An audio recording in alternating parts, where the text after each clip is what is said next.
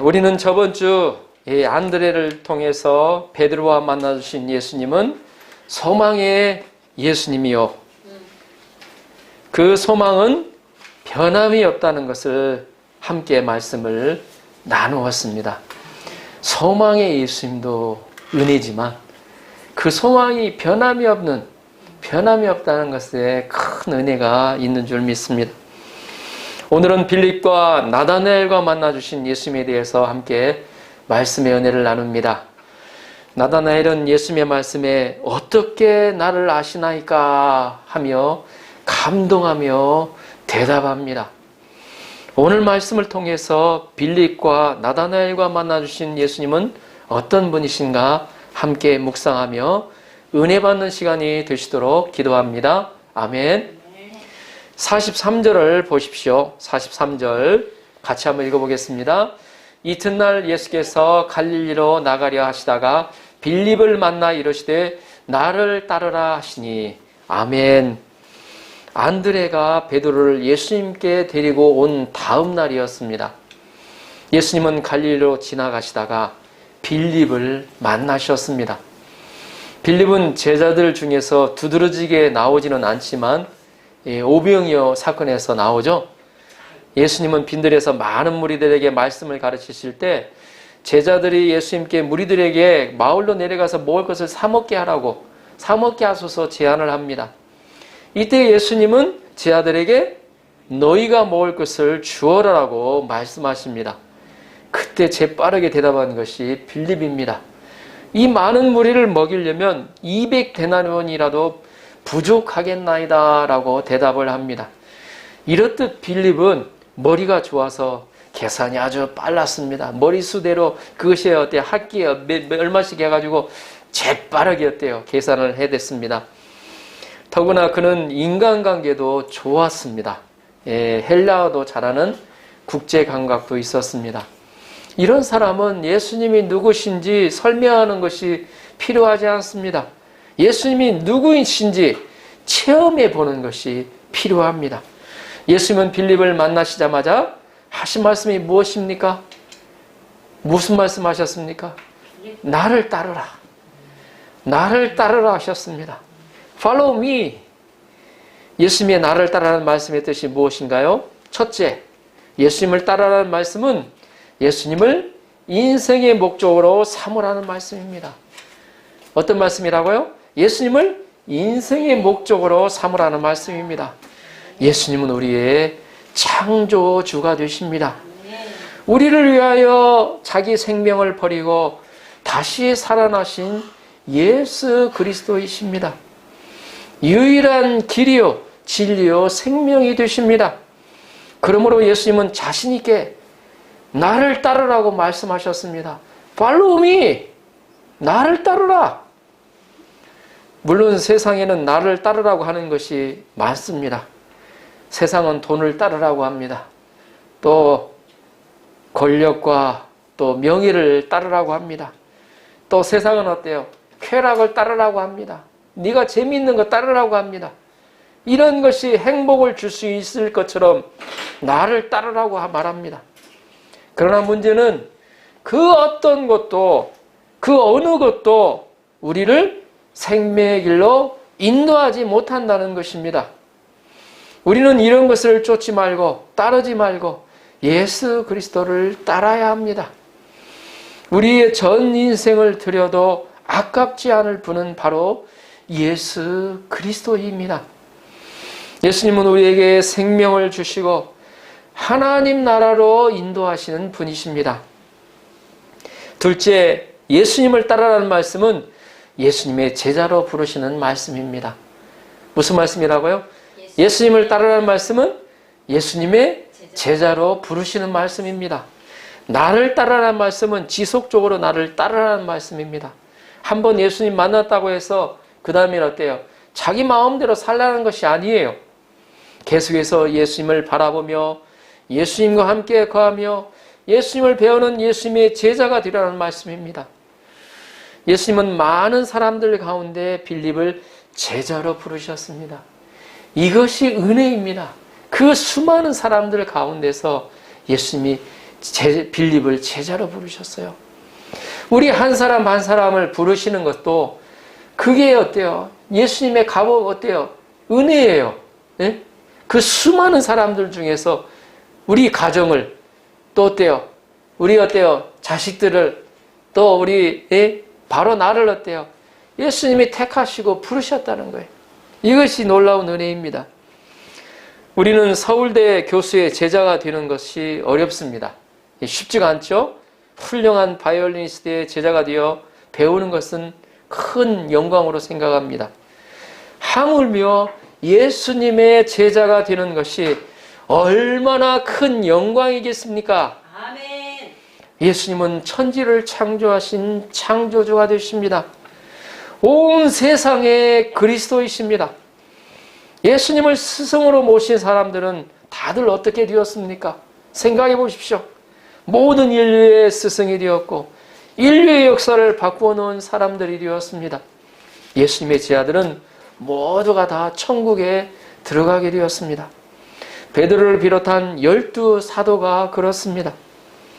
예수님은 나를 따르라는 말씀을 볼 때 예수님이 제자를 양성하는 방법은 이론적인 수업이 아니었다는 것을 알 수가 있습니다. 예수님은 말씀을 가르치시고 먼저 본을 보이셨습니다. 예수님은 먼저 제자들의 발을 닦아주시고 서로 발을 닦으라고 씻어주라고 말씀하셨습니다.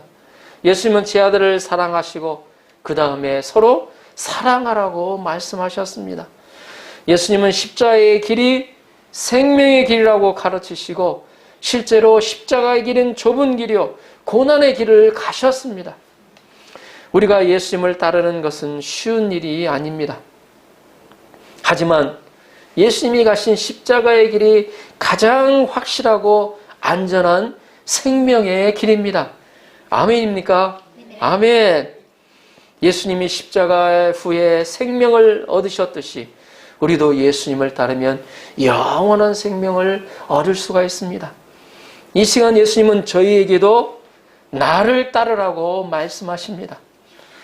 나를 따르라는 예수님의 음성에 그대로 순종하는 저와 여러분들이 되시기를 기도합니다. 아멘. 예수님을 따르는 축복을 누리기를 기도합니다. 아멘. 44절, 45절을 보십시오.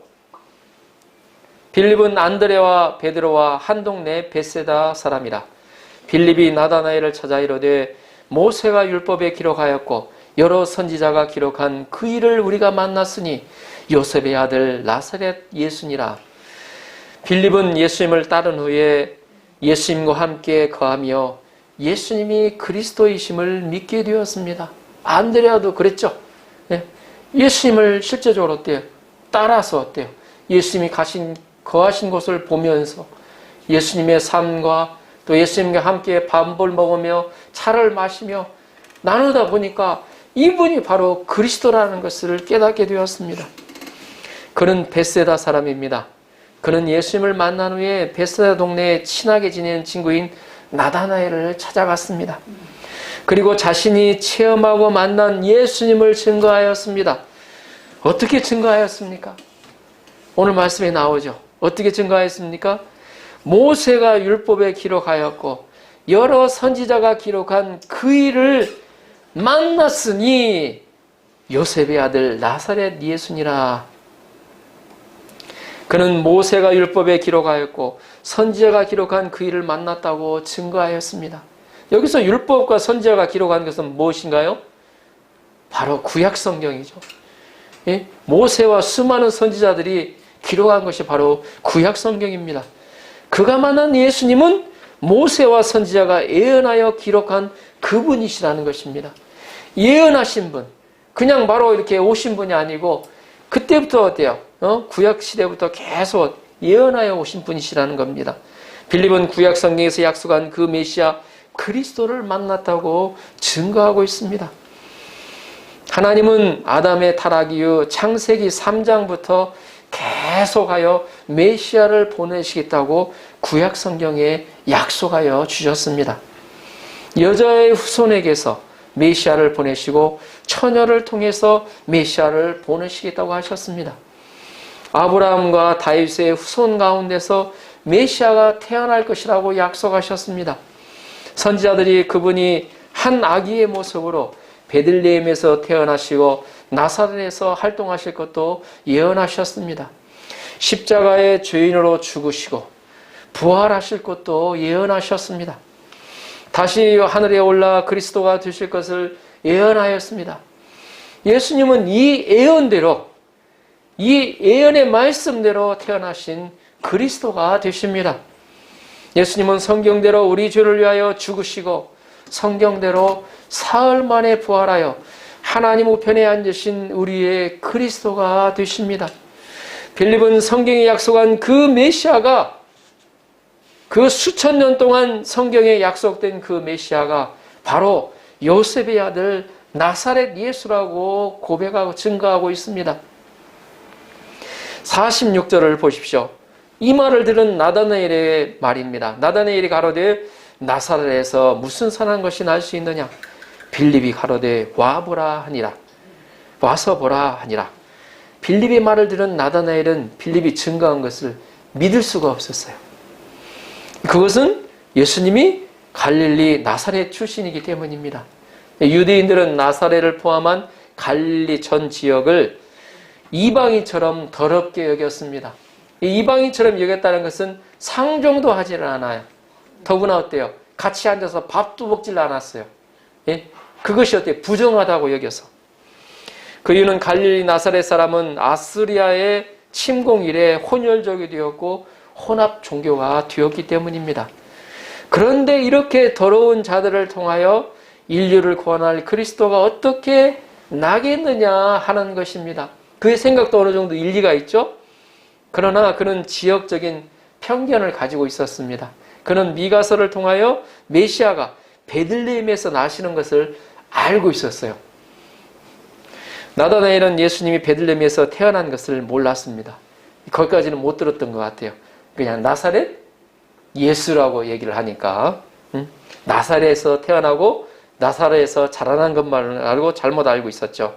예수님이 갈릴리 나사렛에서 태어났다는 잘못된 정보를 가지고 있었습니다.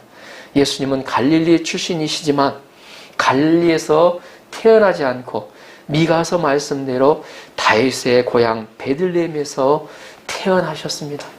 우리가 성탄절 때 이 말씀 들었죠? 예? 어때요? 예? 가이사 아구스도의 호정명령 통해서 어때요? 예? 그 먼 어때? 나사렛에서 마리아와 요셉이 예? 와서 이 베들레헴에 와서 아기를 낳는 예? 베들레헴에서 태어나셨어요. 예수님은 비록 갈릴리 출신이지만 믿음의 조상들과 믿음이 있는 마리아와 요셉을 통하여 태어나셨습니다. 또한 예수님이 갈릴리에서 활동을 하신 것은 갈릴리에 큰 빛이 비칠 것이라는 이사야서 예언에 따른 것입니다. 이처럼 불완전한 정보나 여기저기서 들은 이야기들은 바른 판단을 하지 못하게 합니다. 특히 요즘 인터넷 시대에 인터넷에 돌아다니는 반기독교적인 말을 가지고 함부로 예수님을 판단하기 쉽습니다. 빌립은 편견으로 비판하는 나다나엘과 논쟁을 벌이지 않았습니다. 그게 아니고 내 말 좀 잘 들어봐. 그렇게 한 것이 아니죠. 보면 빌립은 자신이 예수님을 따른 후에 예수님을 만났듯이 나다나엘에게로 예수님께 한번 와서 보라고 권했습니다. 한번 와서 봐. 와서 보면 알 거야. 응? 그래서 저도 봄을 맞이해서 이 또 광고지를 하나 또 만들었습니다. 커맨시라고요. 와서 보라 커맨시를 또 하나 만들었습니다. 이걸 또 이 주위에 또 나눠줄 예정입니다.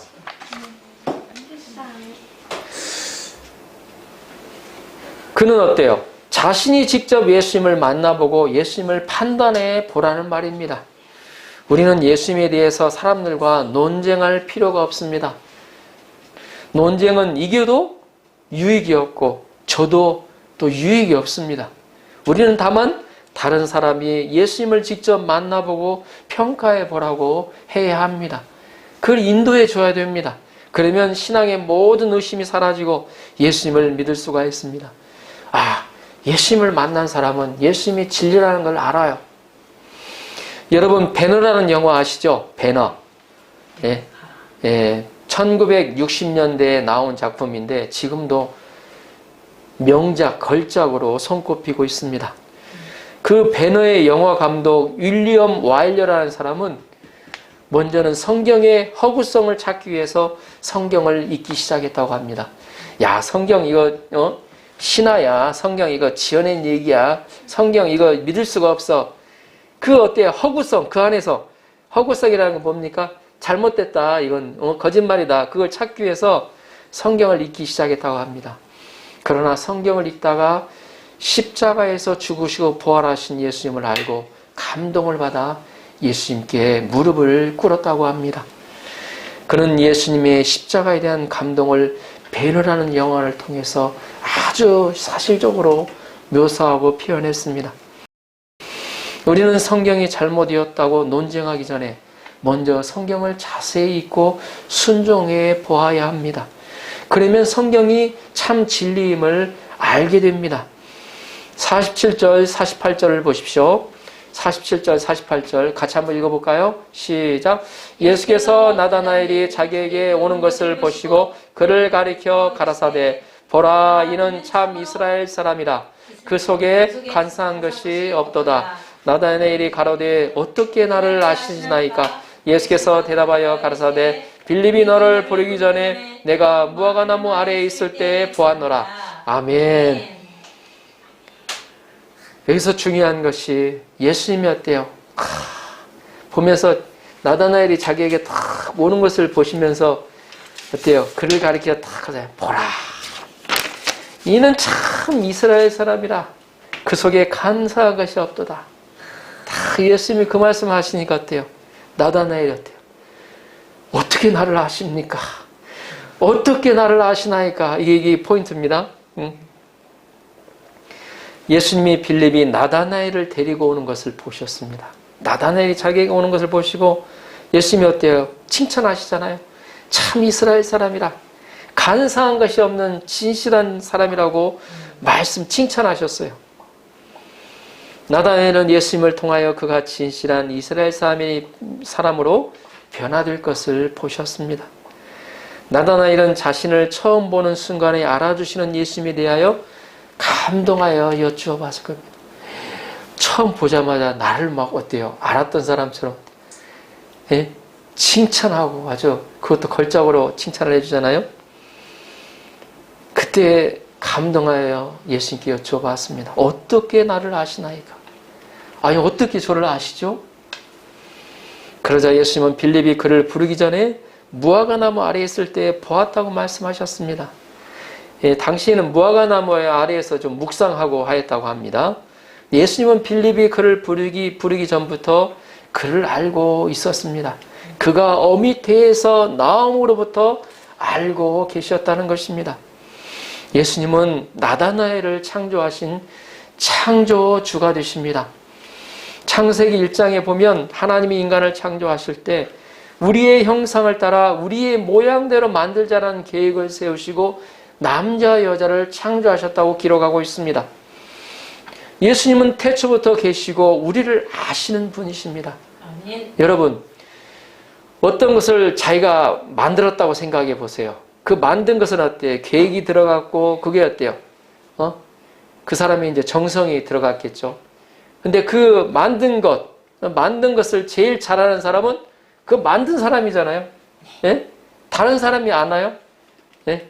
다른 사람은 몰라요, 보면. 잘 몰라요. 예? 무슨 계획을 가지고 어떻게 만들었는지 잘 몰라요. 그러나 만든 사람은 그 사람에 대해서 아주 잘 알죠.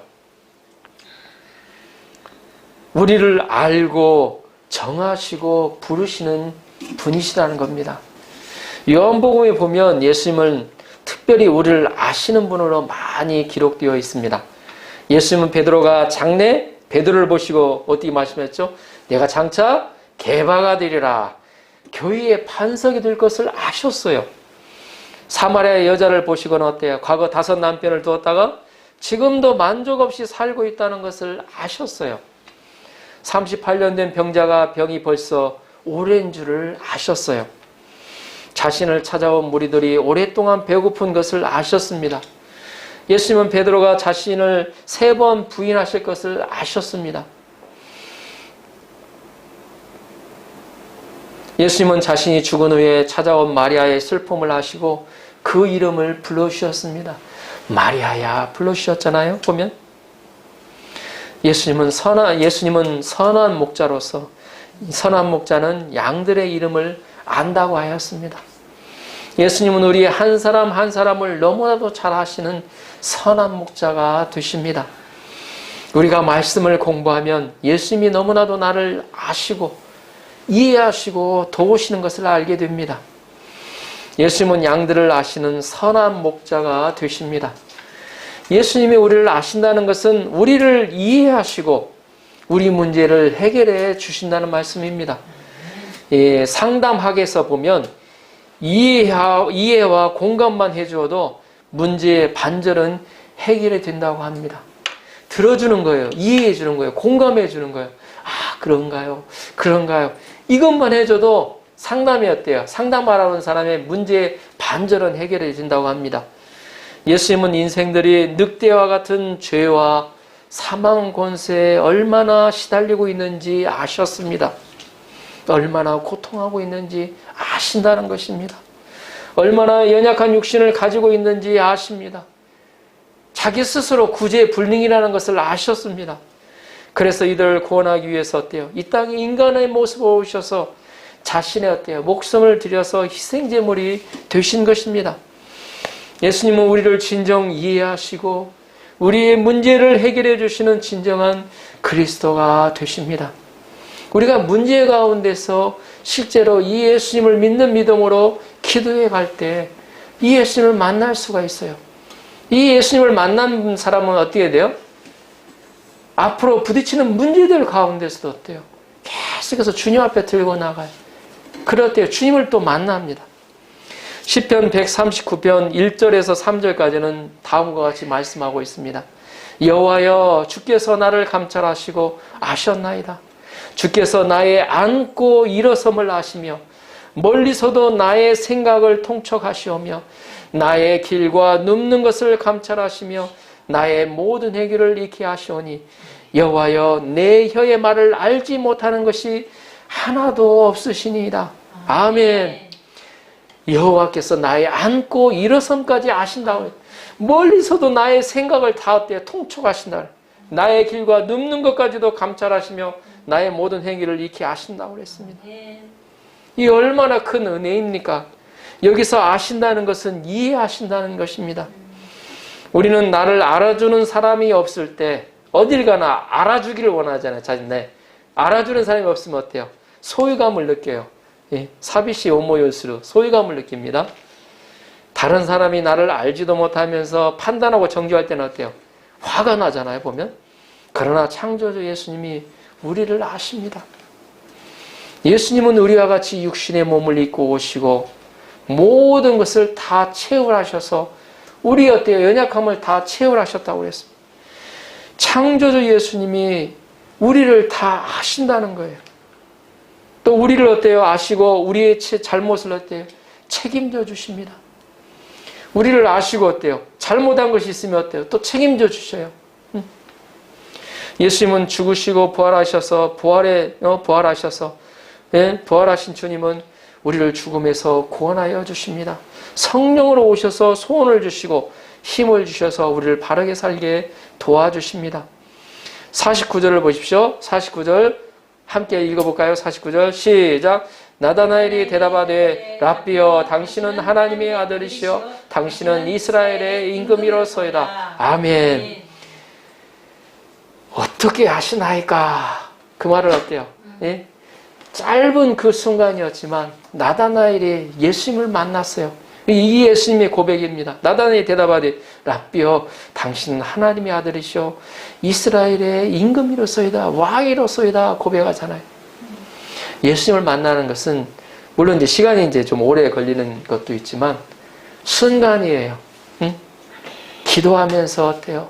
나를 너무나도 잘 이해해 주는 분, 나를 너무나도 잘 아시는 분이 마음에 다가올 때 그 그 예수님이 나였대요. 아, 그 예수님이 지금도 살아계시는구나. 그걸 깨닫게 됩니다. 예, 저의 간증을 잠깐 곁들이자면, 예, 저는 참 예수님 참 믿기가 힘든 사람이었어요. 왜냐하면 명예를 추구하던 사람이었기 때문에. 그래서 제가 대학교 3학년 때 F학점을 맞고 나서 굉장히 절망을 했잖아요. 완벽을 추구하는 사람이 한번 꼬꾸라지면 참 절망에서 참 일어나기가 쉽지가 않아요. 그런데 그 시간이 많이 좀 흘렀습니다. 저 자신도 저 자신을 어때요? 인정을 못하는 거예요. 왜 병신같이 그런 나의 모습, 자기가 어때요? 자기 학대, 자기 어때요? 인정하지 못하는 거죠. 근데 3번 부인하신 예수님, 네, 3번 부인한 베드로를 바라보시는 예수님을 묵상하면서 그 예수님이 이런 나도, 예수님 베드로를 바라보신 예수님이 나와 같은 나도 그 눈으로 바라보신다는 그 예수님이 제 마음에 다가왔어요. 그때 예수님을 인격적으로 만나게 됐어요.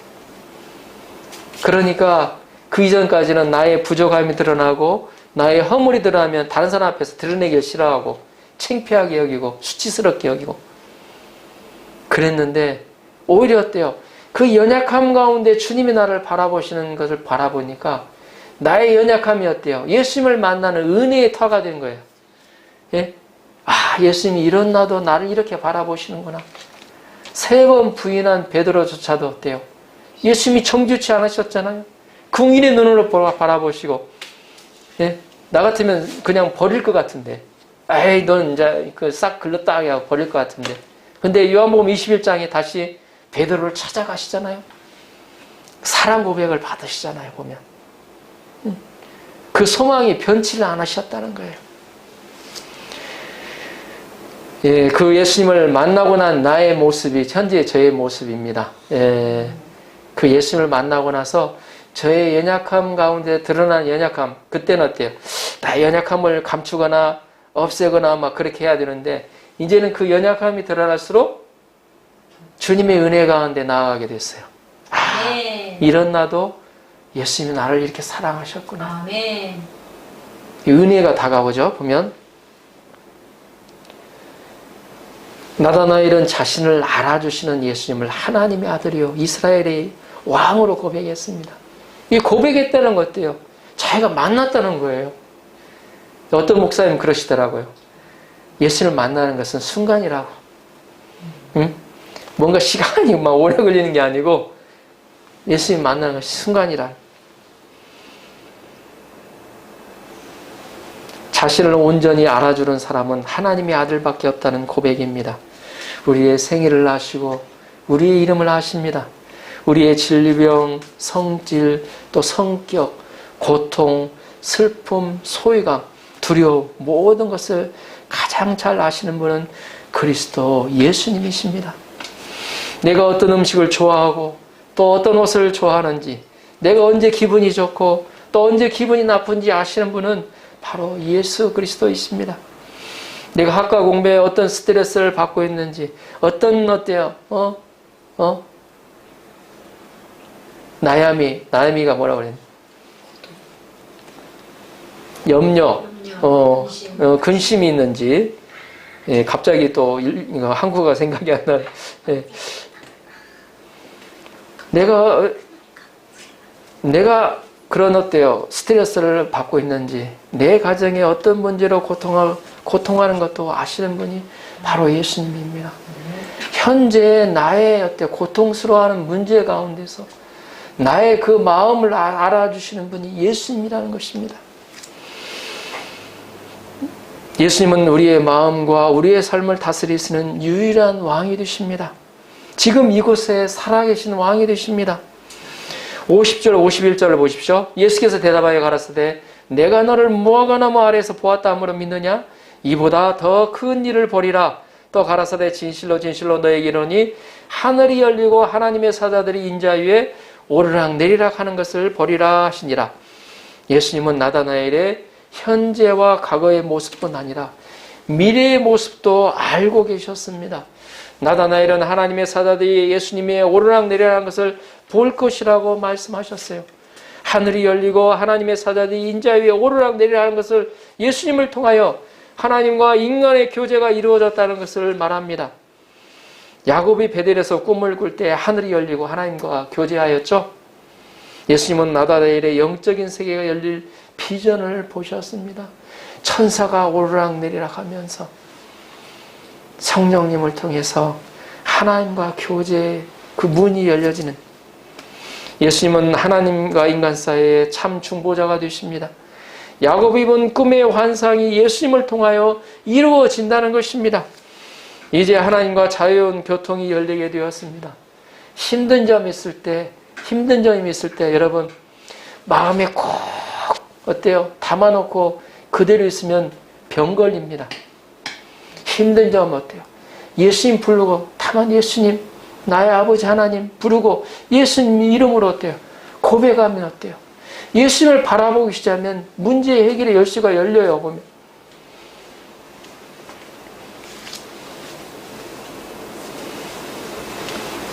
우리는 십자가의 예수님을 통하여 하나님과 깊은 교제를 할 수 있게 되었습니다. 우리는 예수님을 통하여 하나님 나라에 들어갈 수가 있습니다. 또 예수님을 통하여 이 땅에서도 하나님 나라를 누릴 수가 있습니다.